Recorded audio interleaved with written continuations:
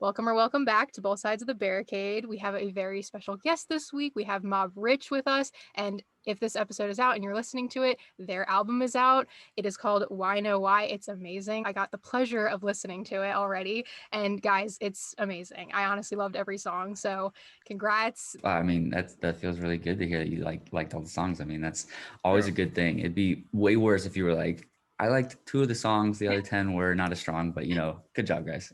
I honestly loved it. I loved it so much. And I felt so honored that I got to listen to it before it was out. That's so exciting for me. I haven't even sent it to my parents yet. I keep, I'm so bad at stuff like that. I'll always be like, yeah, I'll send you the record, and then I'll just forget. And then they'll be like, well, I feel extra special then. Yeah. Well, I wanted to ask this podcast because it's called Both Sides of the Barricade. I kind of talk about the fan and artist relationship. So I'd love to know a little bit about your relationship with your fans and how you kind of like built your fan base up so far. The whole band just started kind of as a passion project for Maxwell and I. We were both doing different things before the band started, and we wanted to just make some music for ourselves. It wasn't for, trying to pitch to other songwriters or to sound like anyone else. Obviously, the sound has changed, and now we sound like everyone. No, I'm kidding. But in the beginning, what I'm saying is like we no one knew who we were in the beginning, and to go from that point to we've gotten to travel around the world and to hear people sing the words of your songs that you wrote in a bedroom with your best friend back to you, like screaming out loud with you, like is one of the just craziest feelings that I've personally ever felt. And it just shows that like the music is connecting in a way that neither Maxwell or I ever thought it could, and just so happy that it is connecting with people. And our fans have been amazing. I'm shocked every time I get a message or we get a message that says someone likes the music, and we're like, what? How did you even hear about it? It's just like I guess it's working. Like whatever's happening is happening, and it's working. And I'm just happy that it is.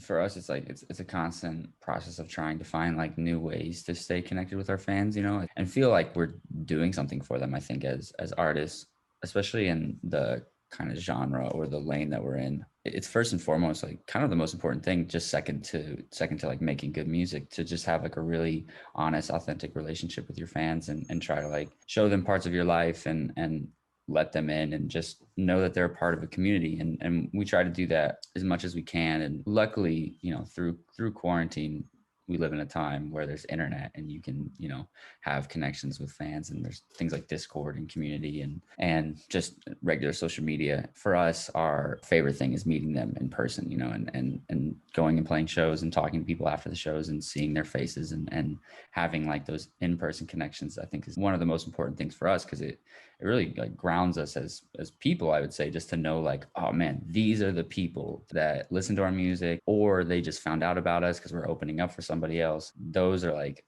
the coolest connections when you either meet someone that's been listening to your music for a while and they came out and they finally saw you for the first time and you get to experience that, or experiencing someone that like didn't know who the fuck you were and they just heard you for the first time and they're like, oh my God, I'm going to go listen to all your stuff. And you're like, that's amazing, because that means that whatever we're doing not terribly.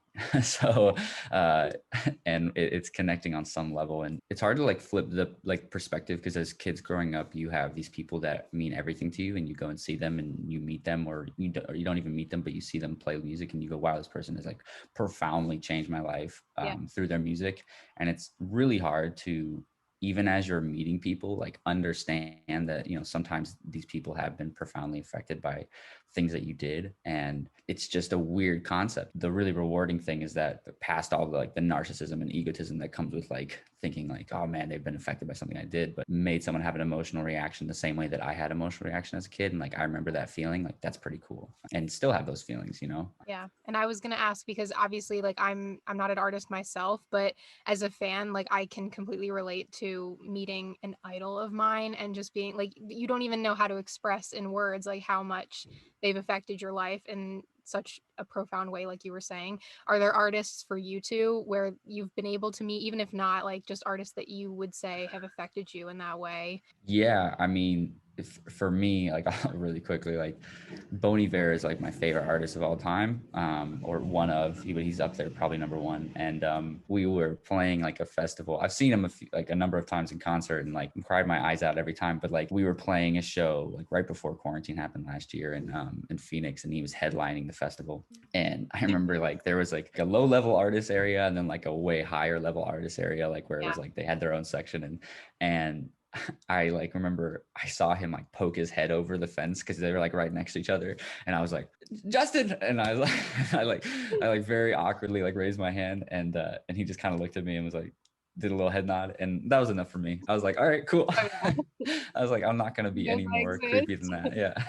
The artist that probably like inspired me most was probably Led Zeppelin, just like and Robert Plant specifically. I just like I wanted to have his hair. I wanted to like move my hands like his on stage, and like I would watch all these like live documentary and live performance videos of Led Zeppelin. I was like, wow, I really want to be in a rock band. And like it's funny because I was like, Maxwell and I were both just like singer songwriters before this, and so like the furthest thing from a rock band really. But I have one story about like the closest I ever got to Robert Plant was I was playing an acoustic show down in Georgia. I go into the coffee shop that I'm playing at, and there's like this little plaque, and it's like, here sat Robert Plant at this date. Like they had a whole plaque, like that was their like big moment. It was like he sat in this seat.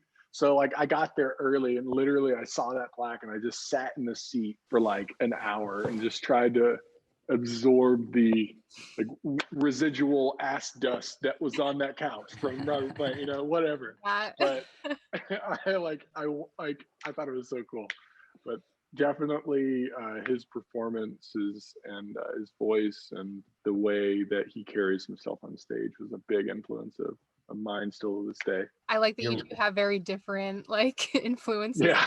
So I'd love to know a little bit about like your relationship with music when you were growing up, kind of like what influenced you to get into music, and what you were listening to like as a teenager when you started to like develop your own taste in music. Growing up, I was in like choir and stuff, and I tried to play sports as well, but I sucked at sports, and no one was ever like, you're good at sports. They were just like, you're tall, you should play sports. But with music, it was like I was one of a few guys that sang at my school, so of course they were like, yeah, great job. So like that positive reinforcement like really paid off in the long run. That led to me just kind of like seeing instruments as like a fun way to express myself. And my mom was a substitute teacher, or like a teacher's assistant when I was in elementary school. So she would stay after school, and I'd have to stay after with her, obviously to ride home with her. And my favorite thing to do was either to go to the gym and shoot basketballs, but there was never a basketball in there. It was just an empty gym. So I was like, I'm not going in there. Or I could go to the music teacher's room.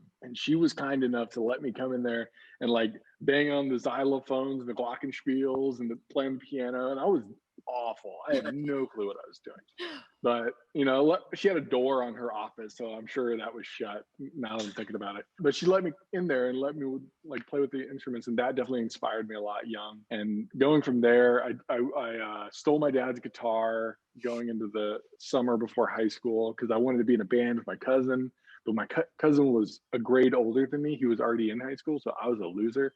So like that was not going to happen. So immediately I was like, all right, well, I guess I'm just going to go solo. And, at that time I was listening to a lot of, stuff that my dad listened to growing up. And then my brother went to college, and he introduced me to like Jack Johnson, who was this like new underground acoustic guy. Like to think of like Jack Johnson as underground and hip is funny now, but like at the time it really was. It was like very like new folk. Like no one had really heard that sound before, and that really changed my mindset of what I could do personally. I was like, oh, he plays guitar and sings, and like that's it. Like I could do that. And another turning point was like, I went and saw this artist named Paolo Nutini. Big influence of mine, kind of like on an exterior level. I went to go see him play, and I think he was like 18 or 19, and he was hammered on stage. And I just remember his voice is cracking. He wasn't quite hitting some of the notes, but it was still amazing. I didn't care. But in that moment, I was just like, he's human too. I'm human. maybe like, and then I drew the line from me on the ground floor to him on the stage. I was like, oh, I see a direct line now of Yeah. how I can get there, because I'm human, he's human, we all make mistakes, it's real. Yeah. And that was like the first moment of being like, this is what I'm going to do for the rest of my life. Man, for me, it was like a lot of listening to what my parents listened to. Obviously, growing up, that's just kind of a natural progression of kind of your intake musically. And my dad was in rock bands and kind of like hair metal bands all throughout the 80s and like early 90s. And so I listened to a lot of what he was listening to. It's a lot of Rush, a lot of Metallica, a lot of Nirvana. My mom was more on the lighter side and liked to listen to like Nora Jones and different things. And as I grew up, I had no direct interest in playing music until I was around fifth or sixth grade. And I think it was my grandparents got me like a few months worth of guitar lessons as a gift. And I really like had no like outward interest of being like, yeah, I want to play guitar. But I was like, oh, they got me as a gift, so I'll do it. And it kind of was just like the nudge I needed to just pick up a guitar for the first time and try to like learn it. And I was very similar, like Connor. I was the other way. I was very small as a kid, and I was just getting my ass whooped in every sport that I played. And I had no one going, oh, you should keep doing this. As I started to take guitar lessons, it just made sense to me to be like, okay, this is something that I can do on my own. As I got a little bit older, I started to play in front of friends and play in talent shows. And I saw like the reaction that it got, and very similar to Connor, it was just kind of like the validation that I needed as a young kid to be like, okay, this is like my identity. I can kind of like mold myself around this thing. And started writing music like my freshman year and playing in bands. And I remember like I met a few people in my high school that previously hadn't really spent any time with. And once we all knew that we played music, like we all played guitars and sang, we were like, oh, well, this makes sense. We have a lot of like similar interests. And I started listening to music I had never listened to before. I started, doing drugs, and all these things kind of happened at the same time that like, oh, okay, like now my mind is open to a whole new side of life that I've never really gotten a glimpse at before. I was raised in a more conservative household, and I went to Catholic school my whole life, and kind of opening my eyes to the possibility of what else is out there outside of that was really good for me. And so when I graduated high school, I luckily had this really like important moment where we had gone and recorded music at this studio, and the owner of the studio came up to me afterwards, and it's this like little boutique studio in Indianapolis where I'm from. And the guy came up to me and was like, hey, you're good, like, are you going to college or anything like that? And I was like, no, I'm not going to college outside of Indianapolis. I think I'm going to go to community college here. And he's like, well, do you want to intern at the studio, and you can clean up and sit in on sessions and basically like use the studio when no one's there? And I was like, yes, please, thank you. So I started doing that for like 6 months to a year, and that was a huge turning point because I got to understand like a different side, like recording and understanding how engineering and all that works. And then it really was the kind of the motivation I needed to take the next step, which was moving out to LA when I was like 19 and kind of pushing my hypothetical career forward. I still had no idea whether I was going to be doing this long term, or I wanted to. It was something that was inherent in me by now, and a huge part of my life, and pretty much the only thing that I knew I could possibly do outside of that. It was all what ifs. But yeah, I think all those moments were huge turning points, playing in bands and just finding like-minded people. It became the thing that just really shaped my identity. That's amazing. That guy at the studio, like, obviously saw something in you. That's pretty crazy. I mean, again, even though I'm not an artist, I had like a performance class for my college, and I was terrible. Like, I didn't want to do it. I had such bad stage fright. I was like, no. I think I love singing in the car, love singing in the shower, but I don't want to do it in front of people. So I really applaud anyone who does sing in front of people. It's really scary. And I'm sure once you get, like you were saying, that validation that, you're good at this and people are liking it, it's better. But like, you have to get past that first step of actually doing it. So I really commend anyone who does that. What's so funny though is like I think Connor and I were both lucky in this regard. We weren't good as kids. Like we weren't. I was just good. thinking about like I remember my nose used to flare anytime I'd sing. I was like, hello.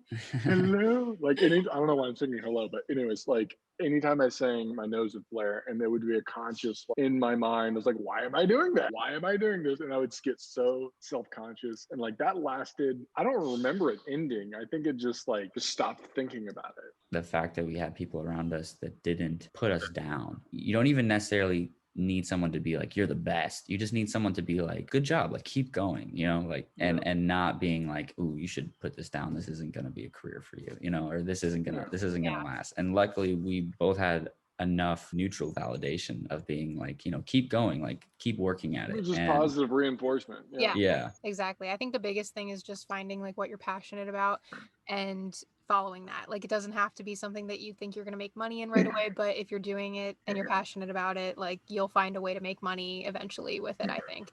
So you guys are actually in like a pretty good spot though with your album being released, because it's kind of, you know, right before things can kind of come back and you can do shows again. So hopefully, yes. I remember we said the same time last year. We're like, look, it's going down. And we're like, by fall last year. And we're like, I know. I'm just like, Definitely. in the back of my head, I'm like, don't go to there. I know, but I mean, with like festivals being announced, like what ideally would like 2021 have in store for you with, you know, Life is Beautiful, if you're doing your own thing, you know, what are you excited about if things were to kind of return to normal by the end of this year? Touring. Yeah. Live shows. Yeah. Saying hello to people. In best case scenarios, you know, later this year, probably like second half of the year, getting back to that and hopefully seeing just a return to the more normal artist lifestyle of being on the road and getting to interact. Yeah, absolutely. I mean, with me graduating too, I'm like, I hope I can like, you know, follow people on tour and go to festivals and things like that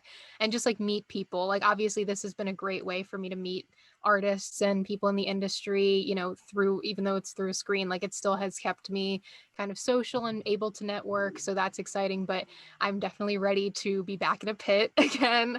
I cannot wait. So think about the feeling of walking into the festival for the first time and like hearing music off in the distance and seeing all the people and just like, oh man, it's going to be so good.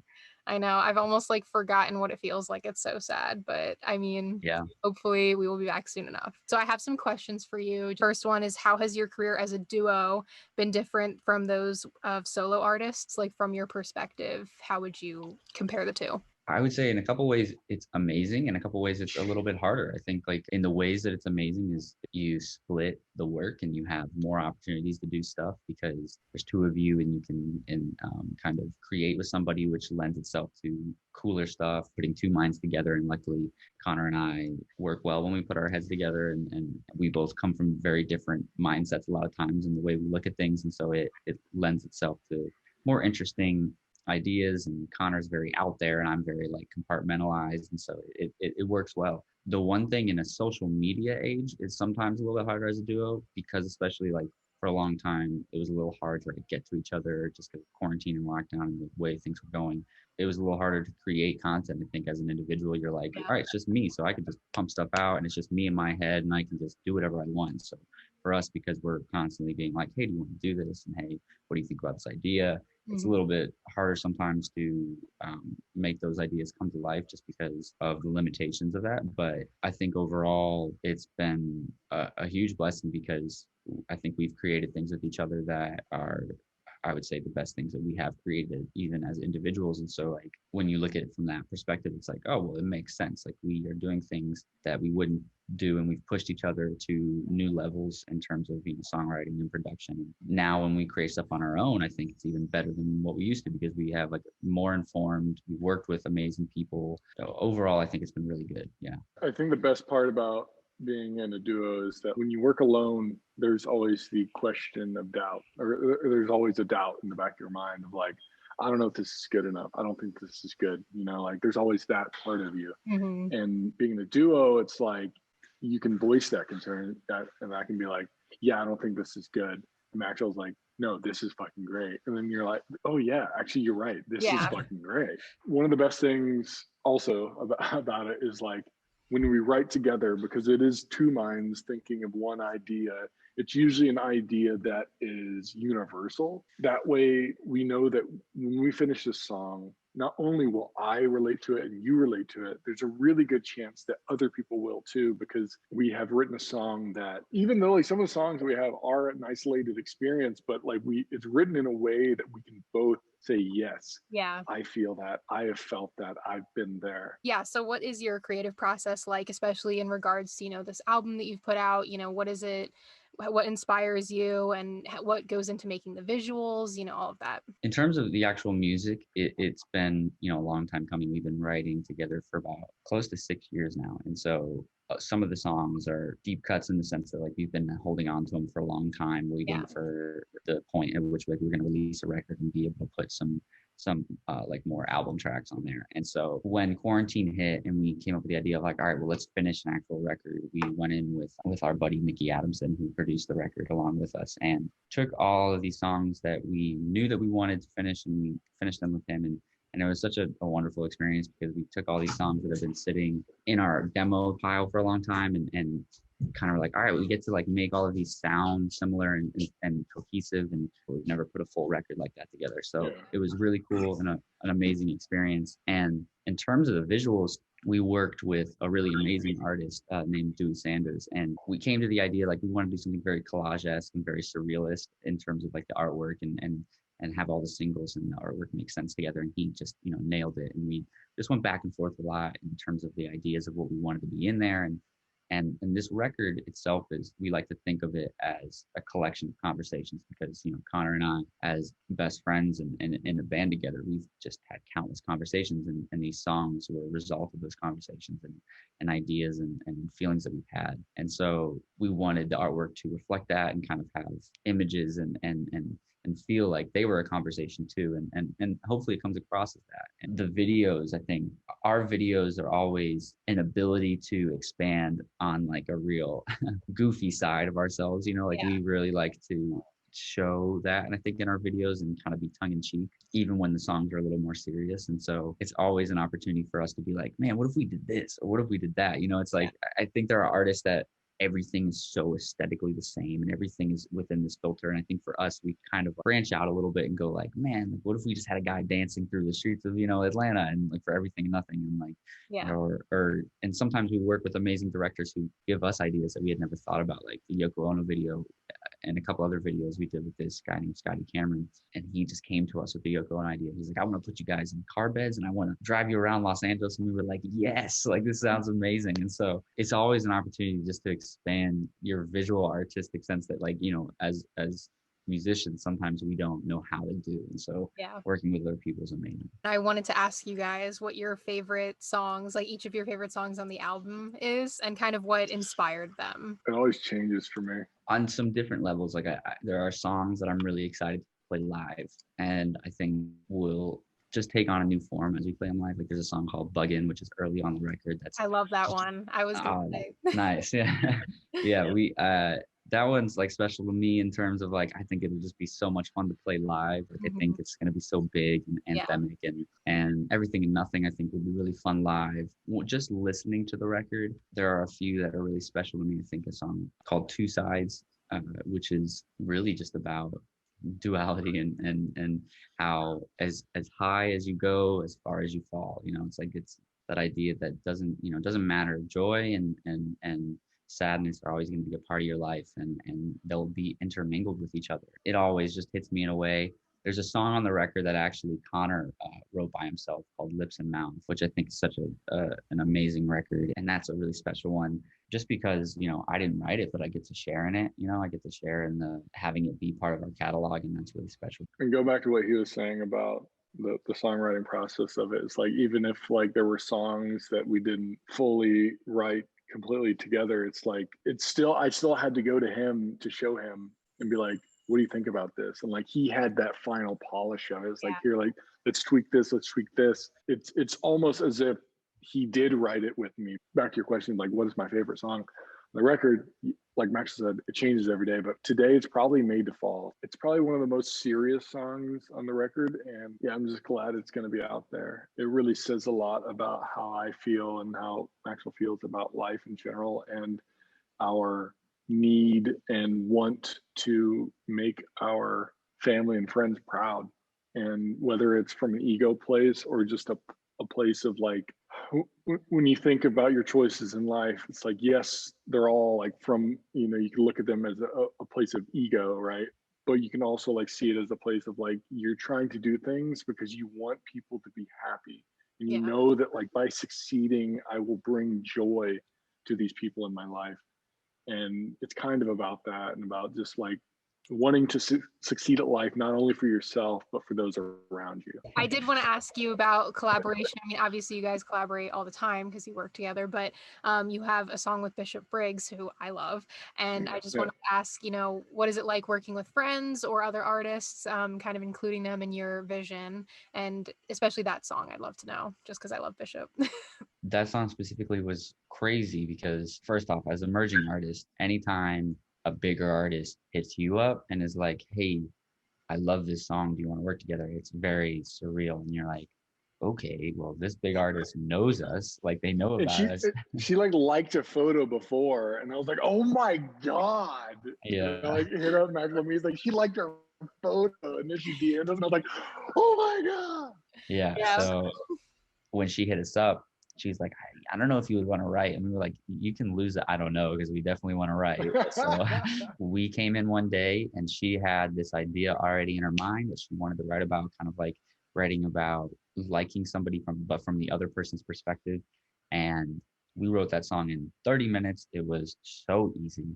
It was an amazing day just overall. And it turned out to be such a great song and such a different palette to our already kind of like established sound. And she's just such a pleasure to work with. And we have nothing but good things to say about old Miss Briggs. And I went and saw her in Philly back in I want to say 2018.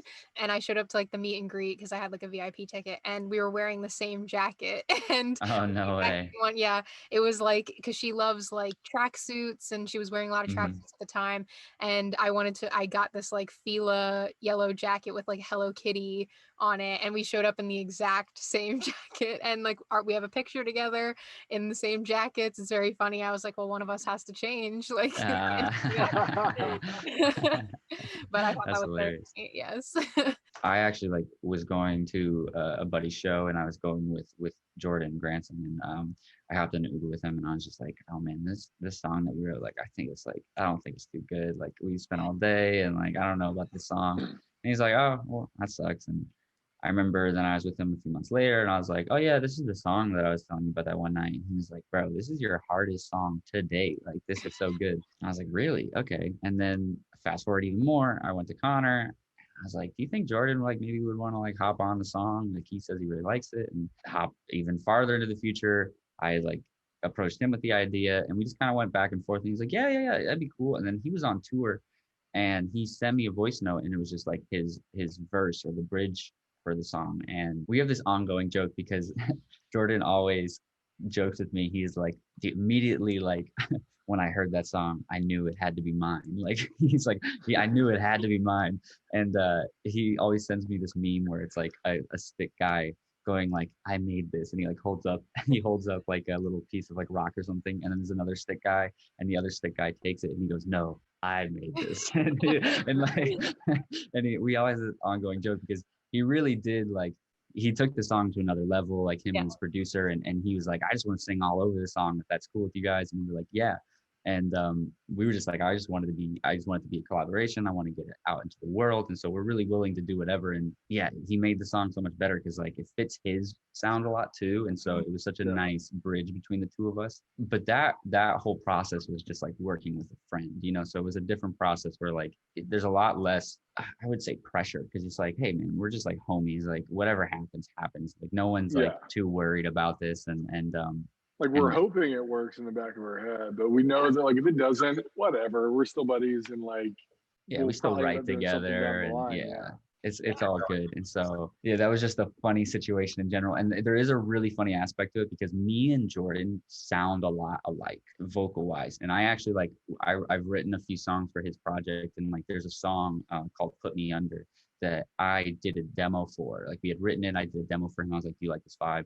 And my vocals are actually still in the song in some places because I sound so much like him that they were like, well, let's just leave his vocals in that part, and it'll add to it. And so when we did Happy Pill, I was because me and Connor split our vocals and Jordan was sitting in the middle, I was like, bro, it just sounds like it's you on the half or the whole right side. I just get lost, man. And he's like, well, we'll just turn you up a bunch. And so that was the only probably obstacle to overcome in the whole song, was just I just want to hear myself. And so yeah. But Never had I been so happy to have like a low, deep voice. yeah, yeah.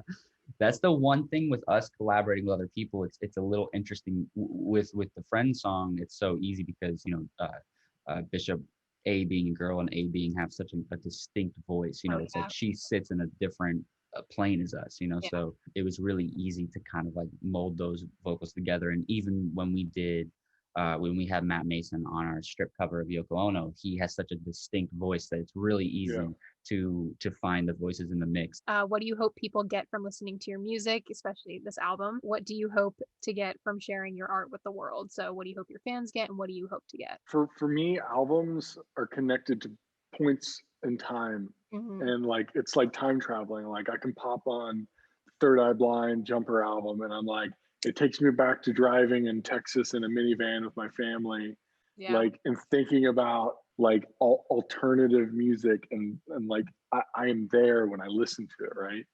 And it takes me to a million other places too. But my hope for the album is that people have good connotations with the album, and I hope that they connect with it on ways that make them like anytime they hear it, they just feel good. Anytime they hear it, I hope they think of amazing parts of their life. I hope that like this is the end of fucking COVID and like this is the album that makes them go, it's over, it's fucking on to the next thing. Yeah. Bigger, better stuff. And like I just hope the album brings people joy. Absolutely. I hope that along with joy, I hope there are moments of melancholic introspection that people have with it. Cause like, no, but for real, like, yeah, but seriously, like my favorite records are the records that I sat with in the car, looking out at the sky and being like, oh man, like, all right, what do I want to do with my life? Like, what does this all mean? And those records just like, they just find a place in your bones, like they like deep seated. And I hope that even if one person has that reaction to the record where it sits in a place where it takes them to that, I think the record moves in a way where there will obviously be highs. Some of the songs are big and massive and fun. Along with that, I hope they get both out of it. I hope that it's paired with what we've talked about. I hope it's duality. I hope they have the highs and not necessarily the lows, but just that introspective time with themselves with the record. Yeah. There's a scene in Almost Famous where the boy gets all his records from his older sister, and she's like, "All right, you should listen." Like he finds a note. The letter says, "Like listen to this record in the dark with a candle lit." Yeah. And like that like it's a movie. It's not true or whatever, but like to a full extent. But like though that there are people out there that do that. Like we have all done that. We've all sat there in the dark room, listened to a record, or sat in our car in the parking lot and listened to an album. I just hope that it all finds a home in people's lives. Yeah, for sure. How do you hope people listen to it for the first time? Like, are they in their car? Are they in their room by themselves? Are they with friends? Car's always a good one. I mean, it is. It's blasting a record with the windows down, cruising is one of the best feelings. So it's a good album for that too. So yeah, I think so. Or live travel, yeah, like at a festival in a bright sunny day with a good buzz going on, and you're just like, yes, that's a good one too. Yeah, I know. Hope I won't ask you guys if you're playing any other festivals, but I'm over here on the East Coast, so if you have any East Coast festivals coming up, like maybe I'll be there. we might. Shout out to all the East Coast festivals. If you want us, we'll be there. Yeah, shout out. So yeah, I have a little song association game. You don't have to sing or anything. It's just kind of like I ask you a question, you answer with a song that fits the category. For example, name a song that you discovered together or showed each other. Oh, Still Woozy. Oh yeah, all Still Woozy. What's it? What's the no, not Lucy. No, Goodie Bag. Goodie Bag. Yeah, I love that song too. Yeah, that's a good one. Yeah, and then name a song that inspired the sound of your album in some way. It doesn't have to be a big one, but something you listened to maybe while making it. Broken Bells, The High Road. Mine by Bonzi. Mine. Oh, yes. Yeah. Oh, and Bahamas. The Bahamas. Also, Kids by MGMT. Oh, a good one. Classic.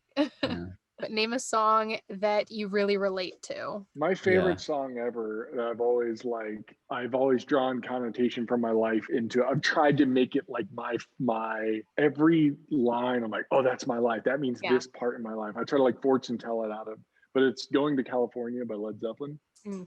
It's like my all time, like when I hear that song, like literally just shows you how crazy I am. Anytime I'm landing or taking off in a plane, I listen to that song. I do the same thing, like with Because certain. I'm like, if I'm gonna die, I want to be listening to this song when the plane goes down. I do the same thing. That's so funny. 715 Creeks by Bon Iver. I love that song so much. Yeah. Okay, and then name a song that you like playing in the car, which we kind of just talked about, but the specific song that you like blasting in the car. Pretty much all of Third Eye Blind's album. Mm-hmm. Semi-Charmed Kind of Life. Yeah.